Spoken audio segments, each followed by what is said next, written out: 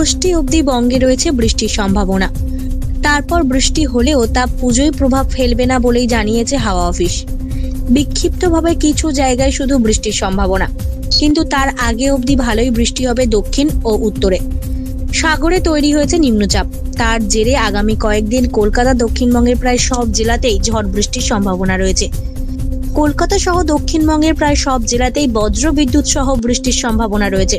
ভারী বৃষ্টি হতে পারে মুর্শিদাবাদে। শনিবার হুগলি, 2 চব্বিশ পরগনা, পূর্ব বর্ধমান, বীরভূম, মুর্শিদাবাদ এবং নদিয়ায় বৃষ্টি ও বজ্রপাতের সতর্কতা জারি করা হয়েছে। উত্তরবঙ্গের দার্জিলিং, জলপাইগুড়ি, কালিম্পংয়ে ভারী বৃষ্টির সম্ভাবনা রয়েছে শুক্রবার। রয়েছে 2 দিনাজপুর এবং মালদায় বজ্র বিদ্যুৎ সহ বৃষ্টির সম্ভাবনা, জারি করা হয়েছে হলুদ সতর্কতা।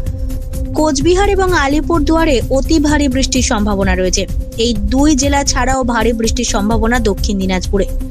হাওয়া অফিস জানিয়েছে, ঘূর্ণাবর্তের জেরে সমুদ্রের উপর ঘন্টায় 40 থেকে 50 কিলোমিটার বেগে ঝোড়ো হাওয়া বইছে। শুক্রবার পর্যন্ত সমুদ্র উত্তাল থাকার সম্ভাবনা। মৎস্যজীবীদের সমুদ্রে যেতে নিষেধ করা হয়েছে শুক্রবার অবধি।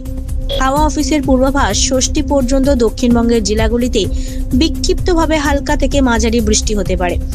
পুজোর মধ্যেও বিক্ষিপ্ত বৃষ্টির সম্ভাবনা, তবে তা পুজোয় প্রভাব ফেলবে না বলেই জানিয়েছে হাওয়া অফিস।